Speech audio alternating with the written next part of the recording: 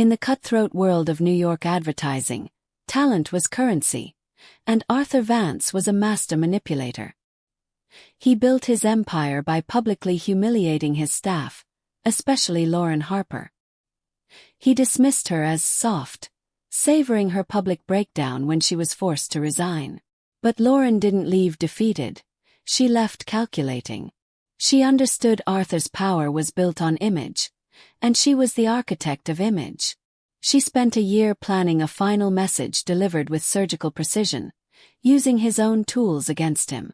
This is the story of how a single designer brought down an industry titan, proving that justice is indeed served cold. The air on the 40th floor of the prestigious New York advertising agency, Sterling & Grant, was perpetually dry and electric, fueled by caffeine desperation and the immense pressure to create.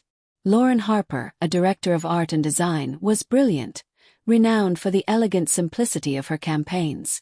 She should have been untouchable, yet she was constantly in the crosshairs of her superior, Arthur Vance. Arthur was the agency's star, charismatic on client calls, but a deeply toxic, sadistic executive behind closed doors. He wasn't subtle.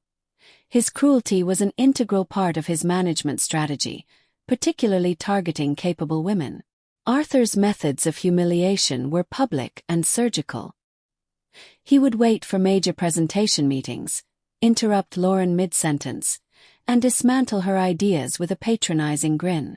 "It's pretty, Lauren, just like your clothes. But where's the brain?" he'd boom, ensuring every junior associate and senior partner witnessed the emasculation. The goal was simple: to undermine her confidence and ensure she never shone brighter than him. Lauren endured it, clinging to the promise of partnership, telling herself the money and the prestige were worth the cost of her soul. The final straw came during the pitch for Meridian Global, the agency's largest and most coveted client. Lauren had poured 3 months into the campaign, anticipating Arthur's sabotage. During the presentation to Meridian's CEO, Arthur waited until Lauren reached the critical creative reveal. Then, leaning back in his chair with casual cruelty, he interjected, "Hold on, Lauren. I think we need to cut this segment. It's becoming a bit too feminine for our target demographic."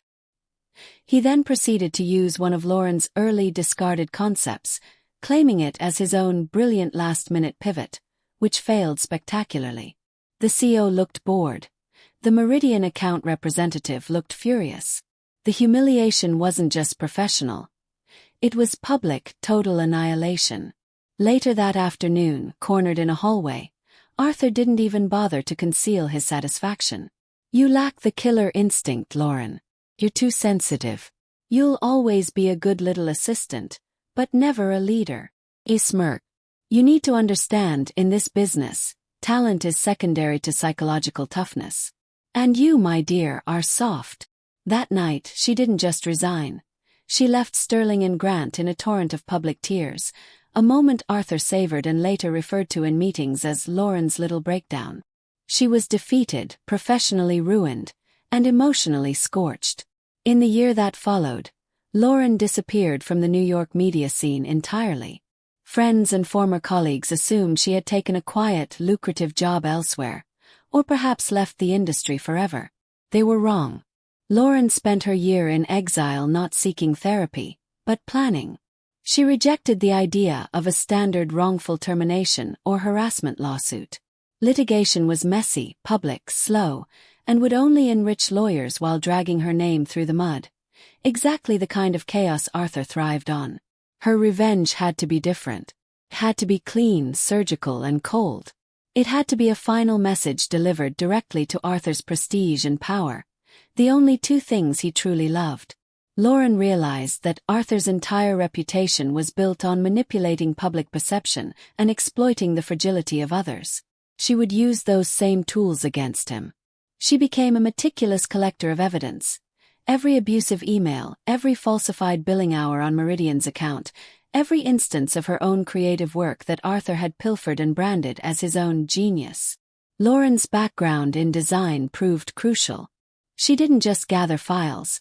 She organized them into a stunning, visually compelling dossier, a masterpiece of cold corporate betrayal.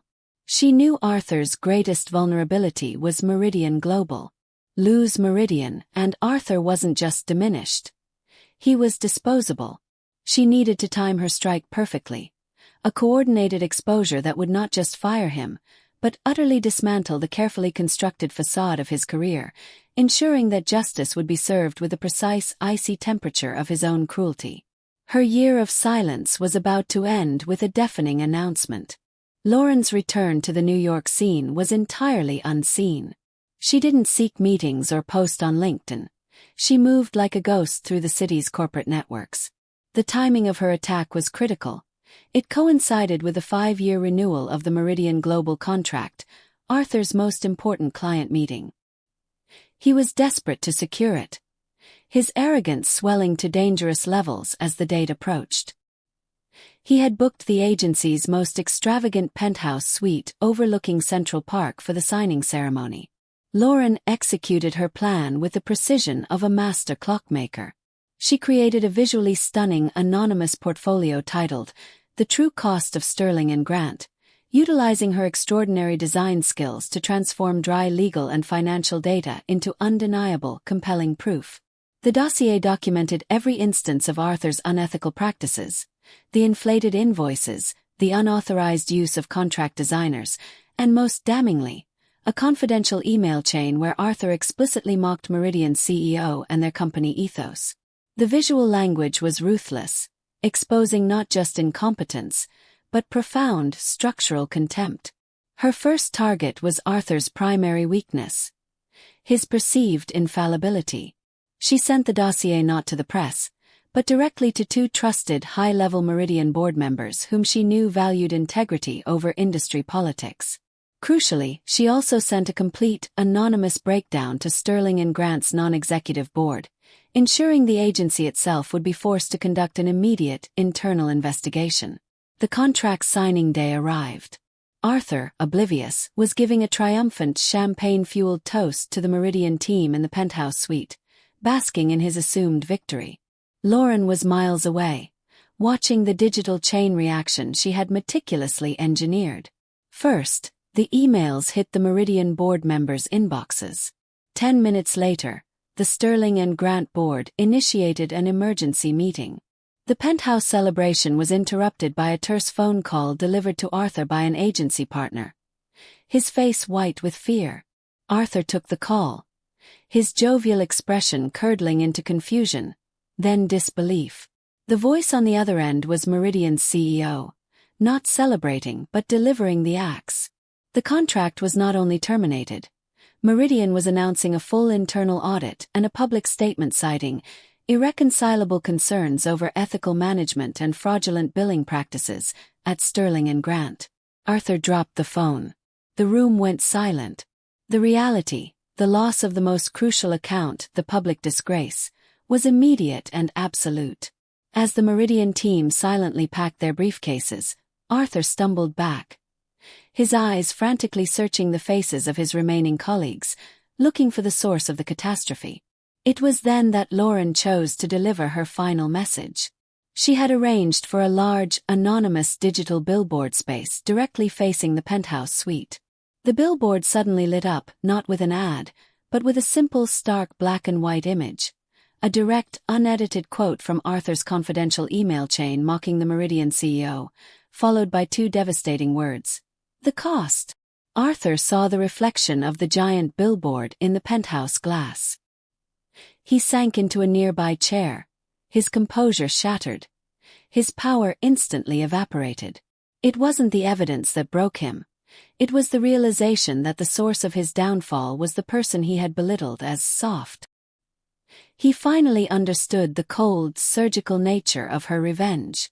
A day later, Arthur was fired.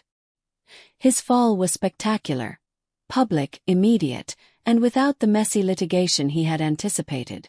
Lauren, having secured her silent, public vindication, emerged from the shadows. She didn't return to advertising.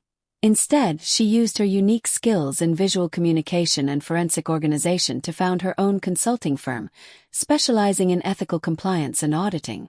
She found success not in creating false images, but in exposing the brutal truth. She had lost a job but gained a career built on genuine strength.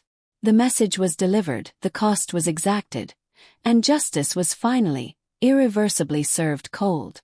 Lauren's revenge was perfect. She used image to destroy the image manipulator, ending Arthur Vance's career instantly and irreversibly. She proved that the most powerful weapon in the corporate world is always the unvarnished truth.